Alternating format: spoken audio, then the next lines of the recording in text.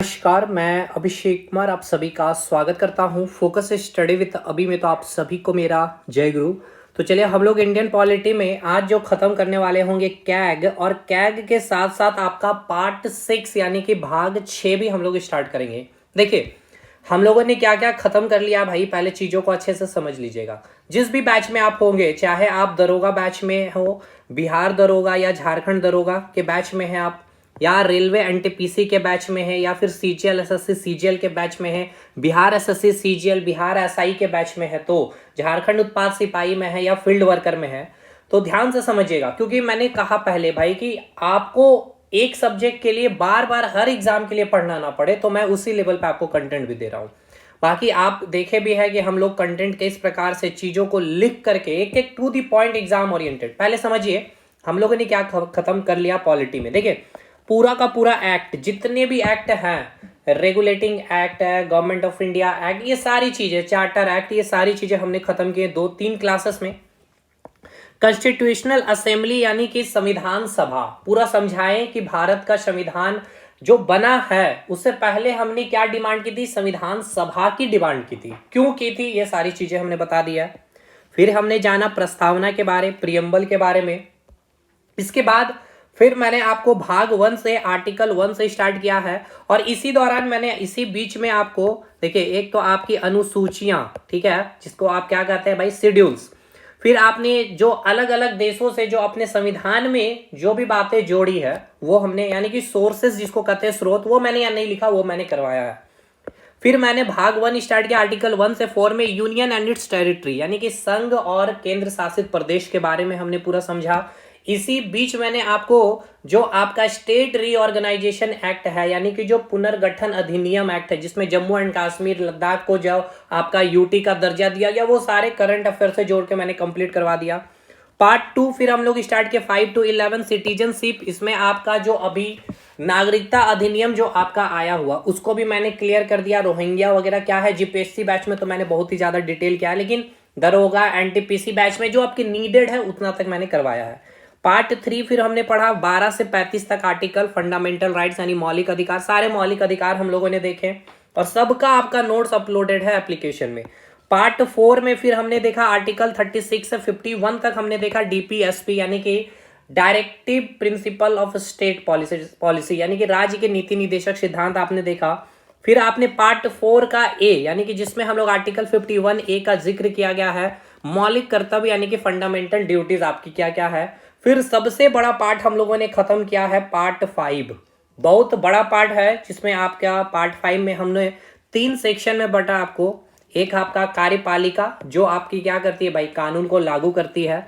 एक आपको बताया विधायिका यानी कि जो कानून बनाती है, और एक जो आपके कानून को कोई भी पालन नहीं किया है तो उसको जो दंड देने का जो निर्णय, या कानून बनाया गया वो देश के हित के या देश की जनता के फंडामेंटल राइट्स को कहीं हनन तो नहीं किया जा रहा, उसकी जांच पड़ताल करने के लिए जुडिशियरी के बारे हमने पढ़ा। तो सबसे पहले कार्यपालिका में आर्टिकल 52 से 151 में हमने क्या क्या पढ़ा भाई। तो सबसे पहले प्रेसिडेंट के बारे पूरा डिटेल मैंने बताया, हर एक चीज हर एक पॉइंट बताया। वाइस प्रेसिडेंट के बारे बताया, prime minister, council of minister, then आपका अटॉर्नी जनरल हमने खत्म किया। तो ये इस प्रकार से हमारा कार्यपालिका खत्म हुआ। फिर हमने यूनियन लेजिस्लेटिव में प्रेसिडेंट भी आता है आपका, लोकसभा और राज्यसभा को हमने खत्म किए। फिर आपका जुडिशरी में आपके सुप्रीम कोर्ट को हमने खत्म किया आर्टिकल 124 से 147 तक।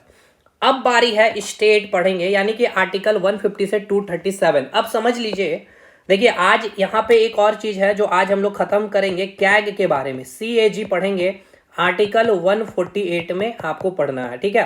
तो बहुत इंपॉर्टेंट है ये कैग, इसलिए मैंने सेपरेट एक क्लास ही आज रख दिया हूं, और आज भी मैं आपको कंसेप्ट भी दे दूंगा कि जिस प्रकार ये आपने जो पढ़ा भाई संघ के बारे में, यानी केंद्र में जो आपने देखा है ना, इसी प्रकार आपको पता है कि हमारे देश में क्या है बाइक, यानी कि आप ऐसे समझिए कि हमारे देश में क्या है। देखिए भाई आइए पहले नोट्स को देखिए, मैंने जो स्टेट के बारे जो चीजें बताई है यहाँ पे ध्यान से देखिए। देखिए हमारे देश में क्या है, जो सरकार की जो प्रणाली सिस्टम है वो क्या है, अर्ध संघात्मक प्रणाली सिस्टम अपनाया गया है। जैसे कि केंद्र में हम लोग पढ़ते हैं केंद्र सरकार के बारे, ये हमने कहाँ पढ़ा, इसी यूनियन जो आपने देखा ना पार्ट 5 में, यही हमने देखा केंद्र सरकार के बारे, यूनियन एग्जीक्यूटिव, यूनियन लेजिस्लेटिव और जुडिशरी में। फिर राज्य स्तर पे हम लोग क्या देखते हैं, राज्य सरकार के बारे में। देखिए राज्य स्तर पे हम लोग देखते हैं राज्य सरकार के बारे में, यानी राज्य, यानी यही अब हम लोग स्टार्ट करेंगे पार्ट 6 में। यानी इसमें हम लोग क्या पढ़ेंगे, जो राज्य की जो कार्यपालिका, गवर्नर के बारे में, चीफ मिनिस्टर के बारे में, उसमें जो आपके मिनिस्टर हैं, ठीक है ना। फिर हम लोग लेजिस्लेटिव में पढ़ेंगे, यहाँ पे विधान जो मंडल है यानी विधानसभा, विधान परिषद के बारे में देखेंगे। फिर जुडिशियली में यहाँ पे हम लोग क्या पढ़ेंगे, हाई कोर्ट, जो आपका स्टेट में आता है। समझ में आया? यानी अब समझ में आ रहा ना कैसे चीजें चलेगी। अब मतलब कि देखिए, अब मान के चलिए आपका 10 क्लास और आपको लगेगा और आपका पॉलिटी बहुत शानदार वे में खत्म हो जाएगा। जब ये 10 क्लास कंप्लीट होंगे, आपका पॉलिटी फिनिश होगा, तो मैं इसके बाद आपको 30 क्लास और लूंगा। ये 30 क्लास केवल एमसीक्यू, ये हर एक टॉपिक वाइज टॉपिक में करवाऊंगा, ठीक है। हाँ, समझ गए चीजों को? तो चलिए आज का सेशन हम लोग स्टार्ट करते हैं बिना देर किए हुए।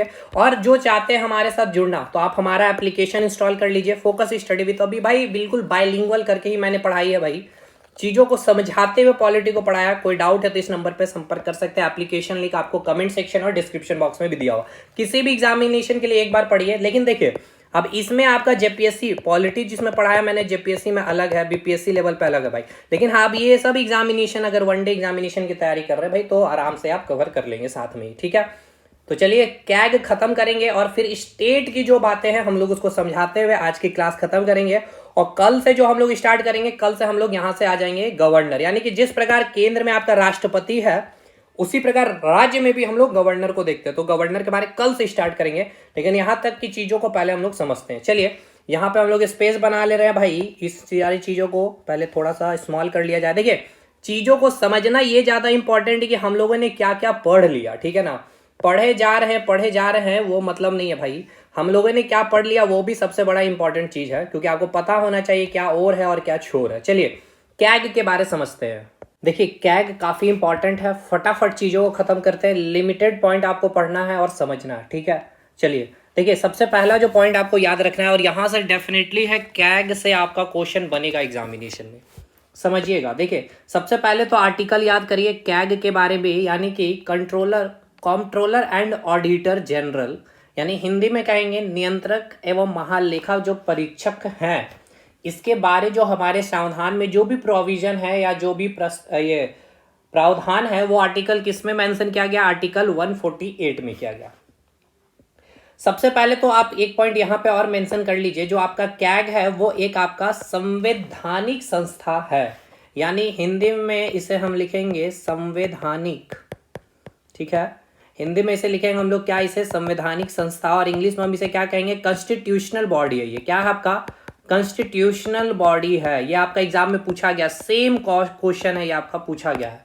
जो आपकी कंट्रोलर एंड ऑडिटर जनरल है, ये आपका क्या है, एक संवैधानिक संस्था है, कॉन्स्टिट्यूशनल बॉडीज है। क्यों ये संवैधानिक संस्था है, क्योंकि इसका जिक्र हमारे संविधान के आर्टिकल में किया गया, यानी कि वो बॉडी जिसकी चर्चा या जिसका प्रावधान या जिसका प्रोविजन किसी भी आर्टिकल में मेंशन है, तो वो आपकी क्या हो जाती है, कॉन्स्टिट्यूशनल बॉडीज हो जाती है। क्लियर है भाई। दूसरा point, he is the highest audit officer of India, यानी यह भारत का सर्वोच्च लेखा अधिकारी होता है। समझिए क्या है ये। देखिए जो आपका सेंट्रल गवर्नमेंट है, ठीक है, सेंट्रल गवर्नमेंट है यानी कि केंद्र में सरकार है भाई आपकी, और एक सरकार है आपकी राज्य में। हर राज्य में अपनी अपनी सरकार है, राज्य गवर्नमेंट, ठीक है। यानी कि स्टेट गवर्नमेंट हो गया आपका, और ये हो गया आपका केंद्र सरकार, ठीक है, समझ रहे होंगे, ठीक। तो केंद्र सरकार की जितने भी खर्चे हैं, यानी कि जो भी इनका एक्सपेंडिचर है भाई, ठीक है, अब ये एक्सपेंडिचर जो भी कर रहे हैं, एक्सपोर्ट जो भी चीजों को कर रहे हैं, जो भी चीजें इंपोर्ट कर रहे हैं, जो भी मंत्रालय जिस भी विभाग के तहत हो रहा, उन सारी चीजों का लेखा जोखा रखने वाला जो एक बॉडी है, वो कौन है, आपका कैग है। समझ में आया। दूसरा, ये केंद्र के साथ साथ जो राज्य की जो सरकार है, राज्य में भी, यानी राज्य की जो सरकार है वो कहाँ खर्च कर रही है, उसकी जो भी विभाग है, कहाँ एक्सपोर्ट क्या इंपोर्ट हो रहा है, वो पूरी की पूरी लेखा जोखा। अगर गलत चीजें सरकार कर रही है, गलत जगहों पे एक्सपेंडिचर हो रही है, गलत कार्यों में हो रही है, तो कैग ही क्या करता है भाई, उसको मतलब कि पहले तो जांच पड़ताल करेगी, फिर उसका एक रिपोर्ट तैयार किया जाएगा, फिर उसको भाई सदन में प्रस्तुत किया जाता है, ठीक है। तो समझ में आया कैग क्या है, जो सेंट्रल गवर्नमेंट है और जो आपकी राज्य सरकार है, हर राज्य में, ठीक है ना, हर राज्य की जो राजधानी है आप देख रहे होंगे, जैसे झारखंड की राजधानी कहाँ है भाई? दिल्ली है। सॉरी, झारखंड की राजधानी रांची हो गई, लेकिन जो न्यू दिल्ली, सॉरी जो मैं बोल रहा हूँ इंडिया, भारत की जो राजधानी न्यू दिल्ली, ठीक है। तो हेड ऑफिस जो कैग की वो आपको कहाँ है? न्यू दिल्ली में मिलेगी। साथ के साथ राज्य, जितने भी राज्य हैं, राज्य की जो भी राजधानियां हैं, वहां पे आपको इसकी एक ऑफिस जरूर मिलेगी, क्योंकि ये कैग आपके जो राज्य सरकार है उसकी भी खर्च को क्या करती है भाई? उसकी लेखा जोखा को तैयार करती है ये कैग ही। समझ में आ गया क्या है नहीं है ये? क्लियर है भाई? इसकी हेड ऑफिस अगर पूछी जाएगी कैग की कहाँ है, तो न्यू दिल्ली, ठीक है। और साथ के साथ हर राज्य की राजधानी में होती है, क्योंकि ये राज्य का भी ऑडिटिंग का काम करती है। चलिए भाई, दूसरा point, his main work is to audit income and expense of various department of union government and state government. वही बात जो मैंने बताया कि इसका मुख्य कार्य जो है संघ सरकार जो है, केंद्र की जो सरकार है, और जो राज्य की जो सरकार है। तो केंद्र सरकार की जो विभिन्न विभाग हैं, मंत्रालय हैं, राज्य सरकार की जो विभिन्न विभाग जो मंत्रालय हैं, तो उनके जो भी आई हुई है, जो इनकम हुई है, चाहे एक्सपोर्ट करके चाहे इंपोर्ट करके, या फिर जो भी वो खर्च कर रही है, उनका निरीक्षण करने का काम होता है कैग का, ऑडिट करने का कार्य होता है। अब इनका जो अपॉइंटमेंट होता है, नियुक्ति कौन करवाते हैं? तो भाई प्रेसिडेंट किया जाता है। इनको रिमूव भी किया जाता है प्रेसिडेंट के द्वारा, लेकिन किसके एडवाइस में? On the advice of parliament. Very very important line है, ये याद रखिएगा।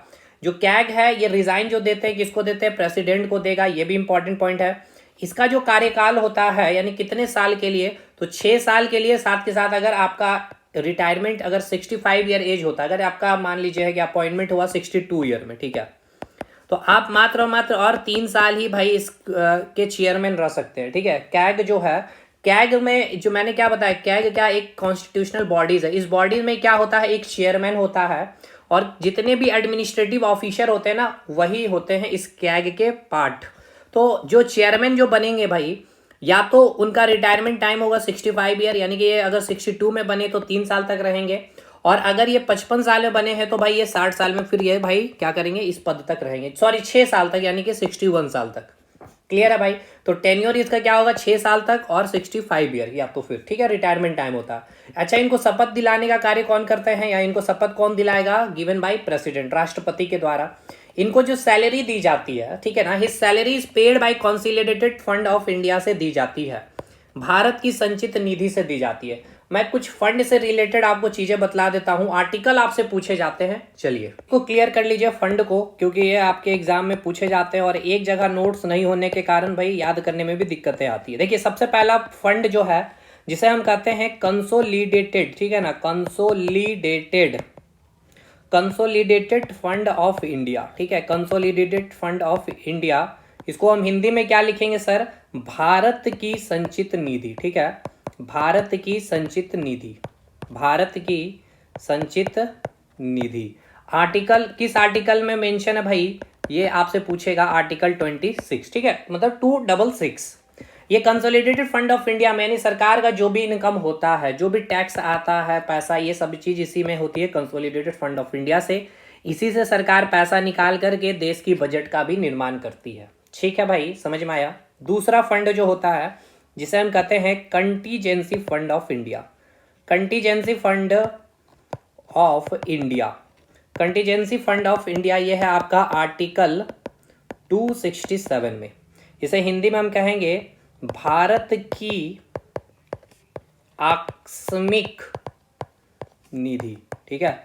अब समझिए इसके बीच का डिफरेंस को क्या। देखिए, इसमें से जो पैसा आया ना, इसका कुछ पैसा इसमें रख दिया जाता है, इसीलिए रखा जाता है कंटीजेंसी फंड ऑफ इंडिया में, इसीलिए रखा जाता है। और इसका तब यूज किया जाता है कि जैसे कोई भी देश में ऐसी स्थिति आ गई है, प्रकृति का कोई देन हो गया है, ठीक है ना, कोई आपदा घट गई है, जैसे बाढ़ आ गया है कहीं बिहार राज्य में या किसी भी राज्य में, तो उसको पैसा देना है भाई, तो वो यहाँ से पैसा निकालेगी सरकार, यहीं से निकालेगी, कंटीजेंसी फंड ऑफ इंडिया से निकालेगी, ठीक है। कहीं बाढ़ आ गया तो भाई वहां पे पैसा देना है।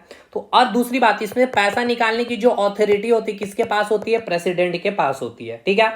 कंसोलिडेटेड फंड से जो है क्या किया जाता है, कुछ पैसा निकाल करके इस कंटीजेंसी फंड में डाल दिया जाता है, ताकि जब भी कोई देश में ऐसी डिजास्टर आ जाए तो उस समय जो भी पैसे निकाली जाएगी वो यहीं से निकाली जाएगी। कौन निकालेंगे भाई? तो प्रेसिडेंट निकालेगी। तीसरा फंड जो है आपका पब्लिक अकाउंट, ठीक है, तीसरा जो फंड है आपका public account fund of India, ठीक है, public account fund of India, ये आपका आर्टिकल 266 सब क्लॉज 1 में मेंशन है। इसमें भी मेनली समझिए कि जो कंसोलिडेटेड फंड ऑफ इंडिया में जो पैसा है ना, टैक्स है, फाइन से, वही पैसा यहाँ रखा जाता है। और इससे जो पैसा निकालने की जिस अथॉरिटी जिसके पास होती है वो होती है भारत सरकार के पास। ठीक है, किसके पास होती है? भारत सरकार के पास होती है। यहां तक समझ में आया भाई? और यहां पे बात हो जाए कंसोलिडेटेड फंड ऑफ इंडिया से जो पैसा निकालने का जो पावर है या अथॉरिटी है, किसके पास होती है? पार्लियामेंट के पास होती है। यानी किसके पास होती है भाई? संसद के पास होती है। ये 3 फंड है, तीनों फंड में याद कर लीजिएगा। Consolidated fund of India, Bharat की संचित निधि, जो सरकार कोई भी कार्य करती, पैसे कहाँ से निकालती? इसमें जो पैसा आया, इसमें पैसा कहाँ से आता है? टैक्स का पैसा है। कोई आपने ऋण लिया है, वो कोई राज्य से ऋण लिया है, कोई आरबीआई से आपने लिया है, इंटरनली ऋण लिया है, एक्सटर्नली ऋण लिया है, यानी कि बाहर देश से लिया है, बाहर जो ये आपका ऑर्गेनाइजेशन है, आईएमएफ है, वर्ल्ड बैंक है, ये सब मैंने बताया है आपके इकोनॉमिक्स वाले सेक्शन में, बजट सेक्शन में। तो वो सारे पैसा इसी में आएंगे और फिर देश को क्या करने? डेवलप करने के लिए बजट का जो मतलब हमारे पास लिमिटेड संसाधन है भाई, अब उस लिमिटेड संसाधन को हम बहुत अच्छी तरह से यूज करें ताकि हम उसका मैक्सिमम आउटपुट निकाल सके। तो भाई उसके लिए हम बजट तैयार करते हैं, तो बजट के लिए हमें पैसा चाहिए, तो वो पैसा हम इसी से निकालेंगे और इसी से कुछ पैसा निकाल के हम contingency fund of India, Bharat के आकस्मिक निधि में रखते हैं। क्योंकि जब भी देश में कोई ऐसा डिजास्टर आ जाए, प्राकृतिक आपदाएं आ जाए, तो वहां पर हम इस पैसे को यहीं से निकालेंगे। इसका अथॉरिटी प्रेसिडेंट के पास होता है, इसका अथॉरिटी पैसे निकालेंगे पार्लियामेंट, संसद के पास। और एक public account committee, public account fund of India 266 sub clause 1, इसमें भारत सरकार के पास पावर होती है निकालने की। तो देखिए ये सेम, ये जो 3 जो मैंने फंड बताए ना, ये सेम 3 फंड आपके राज्य में भी होते हैं। ठीक है, जैसे कि यहाँ पे आप पढ़ेंगे कंसोलिडेटेड फंड ऑफ इंडिया ना, तो कंसोलिडेटेड फंड ऑफ स्टेट, ठीक, उसी प्रकार कॉन्टीजेंसी फंड ऑफ स्टेट, उसके बाद पब्लिक अकाउंट ऑफ स्टेट। ठीक है, तो यहाँ पे आपका जो है गवर्नर के पास पावर होता पैसा निकालने का। यहाँ पे जो विधानसभा है, क्योंकि हर स्टेट में तो विधानसभा और विधान परिषद है नहीं, इसलिए यहाँ पे विधानसभा के पास पावर होता पैसा निकालने का। और यहाँ पे जो राज्य के जो वित्त सचिव है वो पैसा निकाल सकते हैं इस पब्लिक अकाउंट ऑफ स्टेट से। चलिए भाई, इतना चीजें आपको क्लियर रखनी है भाई, यहाँ से अगर क्वेश्चन बनेगा तो यहीं से आपके काम हो जाएंगे। चलिए आगे बढ़ते हैं अब हम लोग। तो समझ में आया कि अब जैसे प्रेसिडेंट को भी सैलरी देना, ठीक है ना, प्राइम मिनिस्टर को भी सैलरी देना, तो यहीं से पैसा निकाला जाता है कंसोलिडेटेड फंड ऑफ इंडिया से। सांसद को पैसा देना, उसी प्रकार कैग को जो पैसा दिया जाता है कंसोलिडेटेड फंड ऑफ इंडिया से ही दी जाती है। समझ में आ गया? चलिए आगे बढ़ते हैं हम लोग। CAG is responsible to parliament. देखिए बहुत इंपॉर्टेंट लाइन है, जो आपका कैग है जो है संसद के प्रति उत्तरदायी होता है, ना कि सरकार के प्रति। सरकार के प्रति इनका कोई भी जिम्मेदारी नहीं होती है, नॉट टू गवर्नमेंट। ठीक है, CAG is responsible to parliament, not to government. CAG जो अपनी रिपोर्ट तैयार करेगी, मान लीजिए कि केंद्र सरकार के लेवल पे उन्होंने लेखा जोखा तैयार किया, ठीक है, तो वो अपनी एनुअल रिपोर्ट जो है सेंटर में राष्ट्रपति के पास सौंपती है। और अगर राज्य सरकार की अगर ऑडिटिंग किए है भाई कैग ने, तो वो गवर्नर को अपना क्या करती है? सबमिट करती है report. To examine of CAG report, देखिए अब जैसे कि केंद्र सरकार की अगर कैग ने कोई रिपोर्ट प्रस्तुत की है, तो वो क्या करेगी भाई? देखिए कैग जो है रिपोर्ट इन पार्लियामेंट में रखा जाएगा। ठीक है, पार्लियामेंट में रखा जाएगा और पार्लियामेंट में एक कमेटी बनाई जाती है, पब्लिक अकाउंट कमेटी। इस पब्लिक अकाउंट कमेटी में टोटल 22 मेंबर होते हैं और 22 मेंबर में याद रखिएगा ये सब क्वेश्चन पूछेगा, 15 जो होते हैं लोकसभा के सदस्य होंगे और 7 राज्यसभा के सदस्य होते हैं। ठीक है, अब वो रिपोर्ट जो कैग ने रिपोर्ट सौंपी है, केंद्र सरकार ने कहाँ खर्च किया है, पूरा एनुअल रिपोर्ट, यानी एक साल में। देखिए भाई समझिए, ये सब मैंने बजट में करवाया है। देखिए वार्षिक जो वित्तीय विवरण जो होता है, वार्षिक वित्तीय वर्ष होता है ना, वार्षिक वित्तीय वर्ष जो होता है, ठीक है, वार्षिक वित्तीय वर्ष कब से सरकार की स्टार्ट होती है? New year, annual financial year. ठीक है, एनुअल फाइनेंशियल ईयर कब से स्टार्ट होती है? 1 अप्रैल से 31 मार्च। जैसे कि इस बार की बात की जाए तो अभी अप्रैल मंथ आ गया है, तो 1 अप्रैल 2025 से 31 मार्च। तो इस 1 अप्रैल से 31 मार्च 2026 तक जो सरकार की खर्च है, जो भी इनकम है, इसकी रिपोर्ट ये क्या करेगी? सबसे पहले क्या जाएगा? रिपोर्ट को सबसे पहले पार्लियामेंट में रखा जाएगा। अब पार्लियामेंट में रखा जाएगा, उस पार्लियामेंट में कमेटी बनेगी, पब्लिक अकाउंट कमेटी। अब इसमें सदस्य होंगे 22 और ये 22 सदस्य क्या करेंगे? उस रिपोर्ट का मतलब उसमें जो भी रिपोर्ट रखेगी उस पर डिस्कशन किया जाएगा, फिर उसमें वहां पे जो भी चीजें आउटकम होगी वो बातें रखी जाएगी। क्लियर है भाई? यहां तक चीजें समझ में आई क्या? चलिए, तो अब ये पब्लिक अकाउंट कमेटी भी क्लियर है। ये क्या करेगा? कैग ने जो रिपोर्ट सौंपा है उसका जांच पड़ताल करता है, उसमें कैग भी हेल्प करता है पब्लिक अकाउंट कमेटी की। ठीक है, अब यहाँ पे आपसे पूछा गया है ये क्वेश्चन कई बार, क्या पूछा गया? CAG is a guardian of public finance, यानी लोक वित्त का संरक्षक कहलाता है कैग, क्योंकि जो वित्त से रिलेटेड है भाई, सरकार ने क्या मतलब सही तरीके से खर्च किया है या गलत तरीके से खर्च किया है, तो ये एक गार्जियन का कार्य करती है कैग, वो एग्जामिन करने का कार्य करती है। ठीक है, CAG is friend and guide of PSC, यानी कि कैग देखिए ये पीएससी जो रिपोर्ट को जांच कर रही तो उसका एक फ्रेंड की तरह इसको मदद भी करता है, गाइड भी करता है। कैग को पीएससी का मित्र या मार्गदर्शक भी कहा जाता है। कैग का जो पद है वो सुप्रीम कोर्ट के जज के बराबर होता है, ये भी क्वेश्चन आपसे पूछा गया। तो ये भाई इतना आपको कैग के बारे में पढ़ना था, इससे बाहर आपको एक सिंगल लाइन पढ़ने की जरूरत नहीं पड़ेगी। अब चलिए अब हम लोग स्टार्ट करते हैं स्टेट से पार्ट 6 भाग 6। ठीक है, समझ लीजिए अब यहाँ पे क्या क्या चीजें चलेगी, सेम जिस प्रकार से यहाँ आई है भाई। यहाँ पे आपने जो केंद्र में पार्ट 5 में पढ़ा है आपने, ठीक है ना, पार्ट 5 में जो आपने पढ़ा है यूनियन एग्जीक्यूटिव संघ कार्यपालिका, उसी प्रकार राज्य में आप पढ़ेंगे राज्य की कार्यपालिका के बारे में, यानी कि जो कानून को लागू करने वाले होंगे, जिसमें आप चीफ मिनिस्टर के बारे पढ़ेंगे, गवर्नर के बारे पढ़ेंगे, ठीक है ना, और जो काउंसिल ऑफ जो मिनिस्टर है उनके बारे पढ़ेंगे आप। फिर आप राज्य की विधायिका के बारे पढ़ेंगे, जो कानून बनाया जाएगा, विधानसभा, विधान परिषद। ठीक, फिर जुडिशियली में आप हाई कोर्ट के बारे देखेंगे। तो इस प्रकार से सीक्वेंस चलेगा। चलिए भाई देखिए यहाँ क्या लिखा गया है, राज्य के संविधान यानी भाग 6 का संबंध किससे है, स्टेट से है। इसमें हम राज्य के संविधान के बारे पढ़ेंगे, आर्टिकल 152 से आर्टिकल 237 तक। हमारे देश में क्या है, सरकार की जो है अर्ध संघात्मक प्रणाली को अपनाया गया है।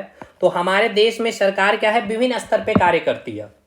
जैसे मैंने आपको बताया केंद्र में, केंद्र स्तर पे आपकी केंद्र सरकार है, तो केंद्र की कार्यपालिका है, केंद्र की विधायिका है, और केंद्र की क्या है भाई, केंद्र की न्यायपालिका भी है। ठीक है, जिसमें सुप्रीम कोर्ट हमने पढ़ा। उसी प्रकार राज्य स्तर पे हम लोग राज्य सरकार के बारे पढ़ेंगे, ये इसी स्टेट यही भाग 6 में पढ़ेंगे। चलेगा 6-7 क्लास में हम लोग खत्म कर लेंगे इसको भी, 6-7 तो नहीं लगेगा, 4-5 क्लास में खत्म हो जाएगा। इसमें राज्य की कार्यपालिका देखेंगे, राज्य की विधायिका देखेंगे, राज्य की न्यायपालिका यानी हाई कोर्ट के बारे देखेंगे, और फिर स्थानीय स्तर पे जो आपकी होती है स्थानीय सरकार, जिसके अंतर्गत हम लोग पंचायत के बारे देखेंगे, नगर पालिकाएं देखेंगे। ठीक है, क्लियर हो गया। चलिए अब देखिए जो पावर है, ये मैंने पहले भी बताया है कि जो बंटवारा किया गया है 3 इंडिपेंडेंट बॉडी में की गई है, एक है कार्यपालिका में, एक है विधायिका में, एक है जुडिशरी में। कार्यपालिका के पहले तो विधायिका को पावर है कानून बनाने का, ये कानून बनाएगी, ठीक है, संसद में। यहाँ विधानसभा, राज्य में तो हम क्या पढ़ेंगे, विधानमंडल में, विधानसभा में। ठीक है, और फिर हम लोग उसको कानून को बना लिए तो उस कानून को लागू किया जाएगा किसके द्वारा, कार्यपालिका के द्वारा किया जाएगा।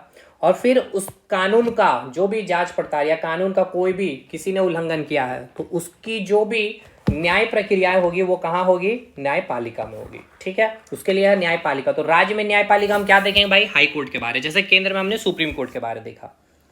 अब ये तो तीनों बॉडी है, ये तीनों अंग जो आप देख रहे हैं केंद्र स्तर पे, राज्य स्तर पे और स्थानीय स्तर पे कार्य करती है। ठीक है, आपने देखा केंद्र स्तर पे आपने पढ़ा भाई कार्यपालिका के बारे में, president, vice president, council of minister, prime minister, attorney general. फिर विधायिका आपने देखा पार्लियामेंट में, लोकसभा, राज्यसभा के बारे में, और फिर सुप्रीम कोर्ट आपने देखा। उसी प्रकार अब स्टेट में आप अभी देखेंगे गवर्नर, चीफ मिनिस्टर, मिनिस्टर के बारे, फिर यहाँ विधानसभा, विधान परिषद देखेंगे, यहाँ हाई कोर्ट के बारे देखेंगे। उसी प्रकार फिर स्थानीय सरकार, लोकल गवर्नमेंट के में भी हम लोग देखेंगे, पंचायत देखेंगे, नगर पालिका, नगर निगम, ये सारी चीजें देखेंगे। तो वही बात यहाँ लिखी गई है, ये तीनों बॉडी केंद्र स्तर पे अलग, राज्य स्तर पे अलग और स्थानीय स्तर पे अलग अलग कार्य करती है। तो अब हम लोग ये कंप्लीट कर लिए, ये हम लोग कंप्लीट कर रहे हैं, फिर ये हम लोग आ जाएंगे, ठीक है, जिसमें हम लोग पंचायती राज के बारे पूरा डिस्कशन कर लेंगे। तो यहां से सबसे पहले हम लोग देखेंगे 3 यहाँ पे भी राज्य में आएगा, एक होगा कार्यपालिका यानी स्टेट एग्जीक्यूटिव, राज्य की कार्यपालिका, जिसमें हम लोग आर्टिकल 152 से स्टार्ट करेंगे 167 तक। राज्य की कार्यपालिका हम लोग क्या क्या पढ़ने वाले हैं, या राज्य की कार्यपालिका किससे मिलकर बनती है। एक होगा इसमें गवर्नर, राज्यपाल के बारे देखेंगे, चीफ मिनिस्टर और council of minister of state के बारे देखेंगे, और एडवोकेट जनरल यानी राज्य की महाधिवक्ता, जिस प्रकार का अटॉर्नी जनरल, यानी जिस प्रकार आपने केंद्र में राष्ट्रपति को देखा, आप राज्य में गवर्नर को देखेंगे। जिस प्रकार आपने केंद्र में प्राइम मिनिस्टर को देखा, उसी प्रकार यहाँ राज्य में चीफ मिनिस्टर को देखेंगे। जिस प्रकार council of minister of union आपने देखा, यानी कि केंद्र में जो मंत्री परिषद है, उसी प्रकार राज्य की मंत्री परिषद को आप देखने वाले हैं। और फिर आपने वहां अटॉर्नी जनरल को देखा, आप यहाँ पे एडवोकेट जनरल को, महाराज्य की महाधिवक्ता को देखेंगे राज्य की कार्यपालिका में। क्लियर है भाई। फिर हम पढ़ेंगे राज्य की विधायिका के बारे, यानी कि स्टेट लेजिस्लेचर, यानी कि आर्टिकल 168 से आर्टिकल 213 तक। इसमें हम देखिए क्या, देखिए अब एक चीज को समझिए, जैसे कि आपने केंद्र में देखा भाई केंद्र में आपने क्या देखा, जो केंद्र की जो विधायिका है किससे मिलकर बनी है, प्रेसिडेंट से मिलकर बनी है, प्लस संसद यानी कि लोकसभा और राज्यसभा, ये तीनों से मिलकर के बनी है। तो लोकसभा आपने पढ़ा, राज्यसभा पढ़ा। उसी प्रकार राज्य में हम लोग क्या पढ़ेंगे, राज्य में हम लोग देखेंगे हर राज्य का विधानमंडल होगा, ठीक है, जो आपका राज्यपाल से और विधानसभा से मिलकर के बनी होती है। देखिए अब एक चीज को समझिए, यानी कि ये जो विधानमंडल है यानी कि जो लेजिस्लेटिव डिवीजन है, हर राज्य में किससे मिलकर बनी होगी, राज्यपाल से और विधानसभा से, ठीक है।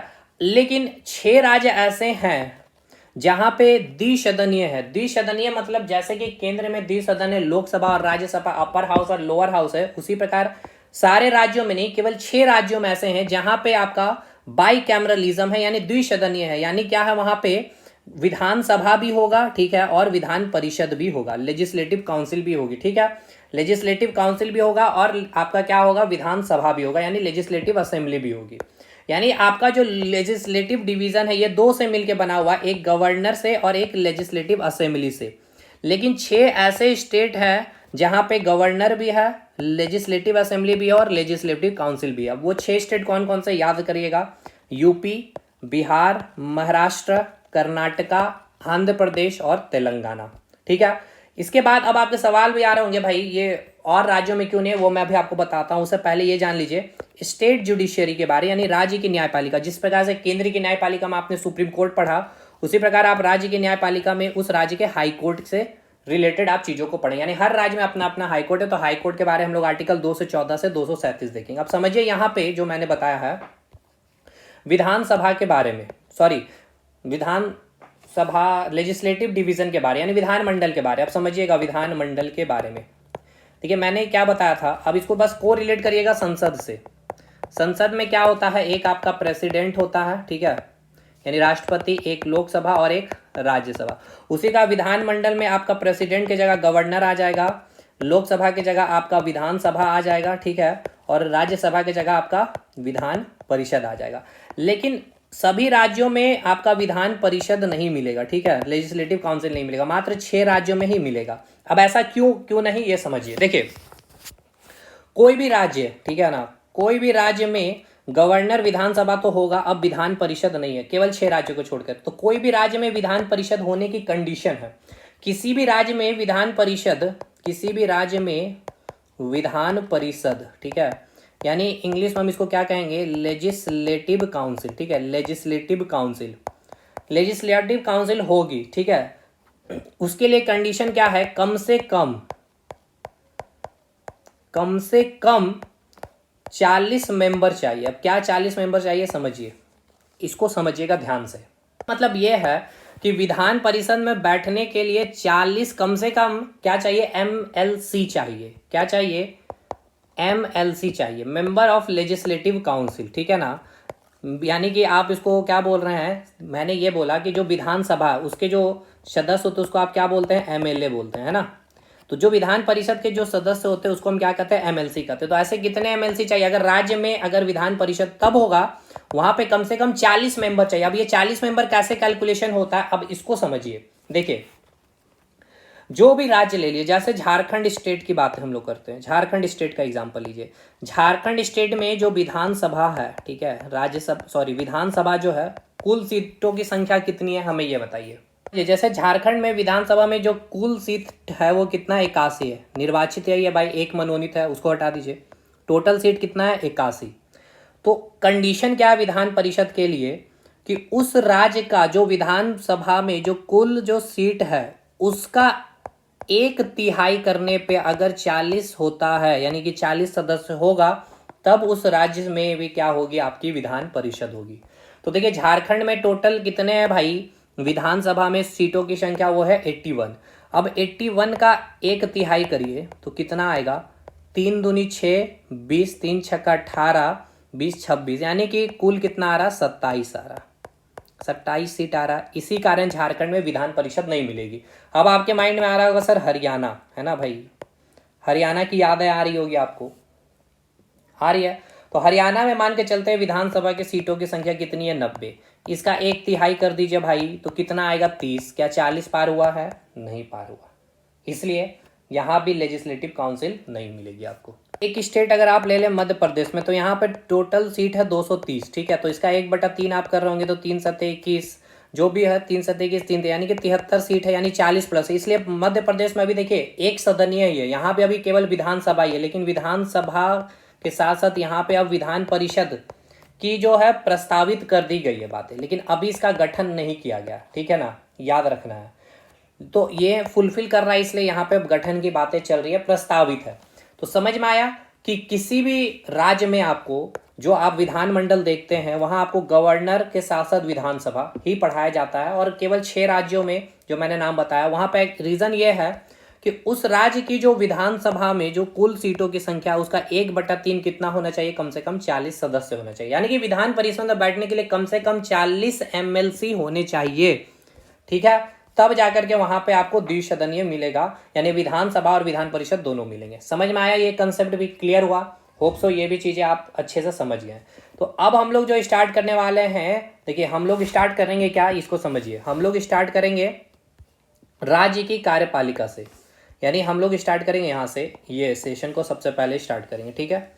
इस सेशन को 1 मिनट भाई, हम लोग स्टार्ट करेंगे, हाँ जी यहीं से स्टार्ट करेंगे। हम लोग स्टार्ट करेंगे यहाँ से, इस सेशन को सबसे पहले खत्म करेंगे नेक्स्ट क्लास से, जिसमें हम लोग क्या बात करेंगे, राज्य की कार्यपालिका में सबसे पहले गवर्नर के बारे में पढ़ेंगे, चीफ मिनिस्टर के बारे में पढ़ेंगे, काउंसिल ऑफ मिनिस्टर जितने मंत्री परिषद राज्य के पढ़ेंगे, फिर एडवोकेट जनरल पढ़ेंगे, फिर लेजिस्लेटिव में हम लोग आ जाएंगे जिसमें विधानसभा और विधान परिषद के बारे में चीज़ों को देख लेंगे, और फिर हाई कोर्ट देख के खत्म हो जाएगा हम लोगों का, ठीक है। तो गवर्नर का नोट्स भी देख सकते हैं यहाँ पे रेडी है, बाकी ये चीज़ें आपको आगे होगी क्लासेस में। यहाँ तक कैग की चीज़ें भी समझ में आ गई होगी भाई, टू दी पॉइंट कैग को पढ़ के जाइएगा, समझा भी दिया मैंने क्या काम है क्या नहीं है। और राज्य में विधानसभा विधान परिषद का भी कंसेप्ट मैंने दे दिया, शायद मैक्सिमम स्टूडेंट्स को नहीं भी पता होगा ये कंसेप्ट, तो अब आपको क्लियर हो गया होगा। मिलेंगे अगले वीडियो में, जो जुड़ना चाहते हैं हमारे साथ जुड़ सकते हैं तरीके से अगर पढ़ना है तो भाई। बाकी 1 लाइनर इस तरह से चीज़ों को देख करके लाइव क्लासेस में आकर मजे लेने हैं तो भाई फिर यहाँ पे तो देखिए थोड़ी सी तकलीफें आएंगी। तकलीफें आने के मतलब सर में दर्द होगा, क्योंकि मेहनत करते हैं हम लोग आपके साथ, और आपको ही मेहनत और रिजल्ट भी मिलता है भाई। बाकी ठीक है, मिलता है हम लोग अगले वीडियो में, तब तक के लिए